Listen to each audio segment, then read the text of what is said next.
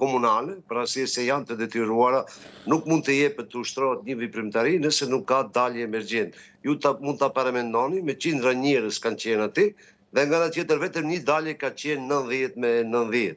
Në thënë nuk është edhe dera vetë nuk ka qenë me standardet e para që në këtë rast kur kemi të bëjmë të njerëzve detyrimisht të parasigurohet ambienti dhe në rastet emergjente. Prandaj pikërisht bëhet fjalë është si shkaktar të këtyre rrethanave dhe numri i madh i viktimave bie nga mos respektimi i standardeve ligjore.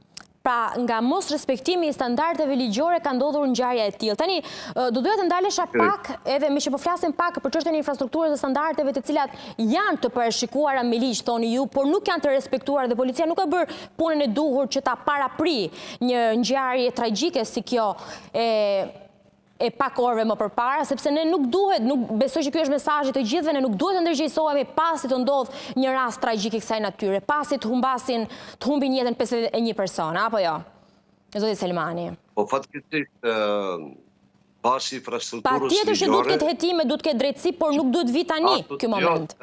Hetimet e para tani janë gjitha në terren, po parafrasisht dilema tona ose versioni i parë është te raporti sa institucionet publike janë të siguruara në kryerjen e veprimtarisë tyre, sa institucionet publike janë të detyruara që të kryejnë 3-6 muaj shërbimet kundër zjarrit e kështu me radhë. Me thënë kemi një sistem dhe në sistem të veprimtarisë me të cilën duhet prevenohet mos vihet rasti në këto situata. Dhe sikur të vihet rasti në këto situata, të paktën të jetë numri më i ulët i viktimave.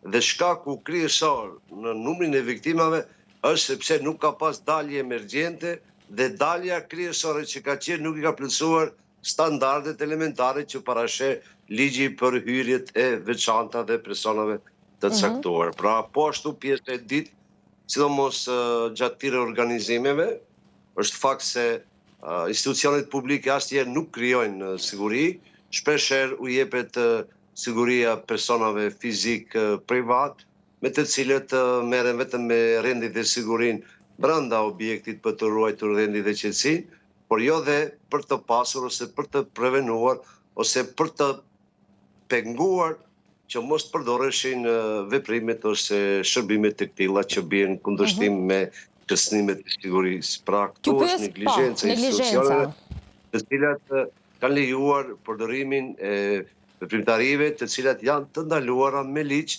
të përdoren në hapësira të mbyllura. Dhe kjo përgjegjësi aktualisht bie në përgjegjësinë individuale dhe në përgjegjësinë komunale dhe institucioneve qendrore. Se gjitha këto 5 licencat detyrimisht të jepen në koordinim me njëra tjetrën. Dhe gjëja e parë që është dhënë gabim se kemi shkelje të asaj që nuk ka pas as shkallë ose dalje emergjente me të cilën para dalja dhe veprimtaritë tjera me të cilën i parasheh ligji saktë. Zoti Selmani, e kuptoj, e thoni që çështja e neglizhencës dhe mungesës së infrastrukturës, e cila mund të garantonte që mos të ndodhte një situatë e tillë, janë elementet kryesorë të kësaj situate që ka ndodhur. Tani unë dua të ndalem tek një detaj tjetër shumë i rëndësishëm.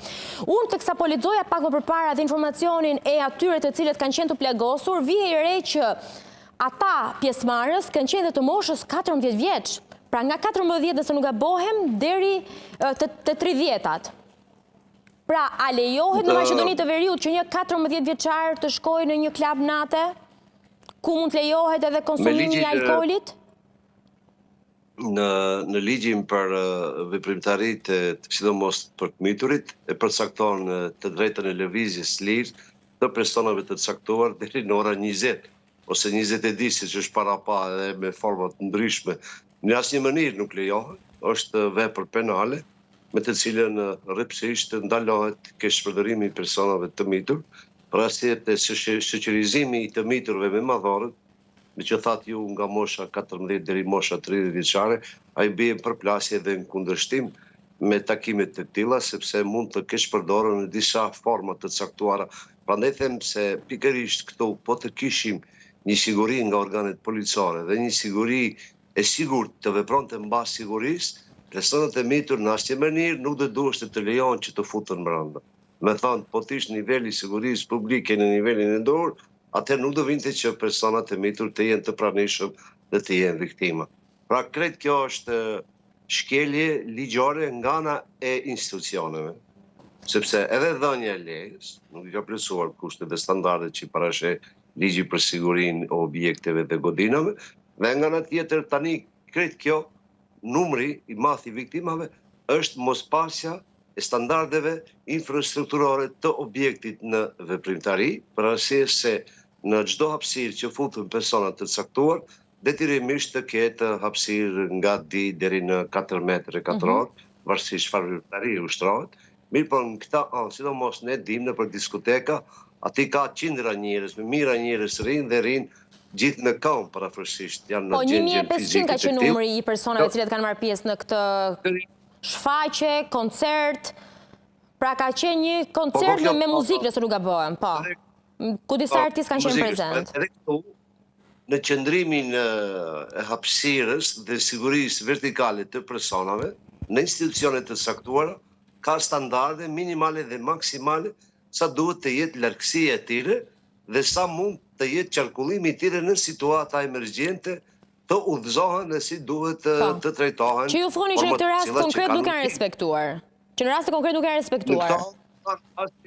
Deri aktualisht mbas dhënave hetimore dhe nga Ministri i Punëve të Brendshme, me të cilën e dha deklaratën pak më parë, por edhe nga dhënat që ne kemi nga të afërmit tanë, pikërisht flitet ose të gjitha hetimet çojnë nga neglizhenca institucionale e institucioneve nga një anë, dhe nga ana tjetër tubimet që përmendën në fillim, standard elementare, nga persona fardo objekti që ka mbi 15 deri 100 persona, detyrimisht të informohen organet e sigurisë ose organet policore për të pashur nën vëzhgim ose nën siguri tubimet të tilla.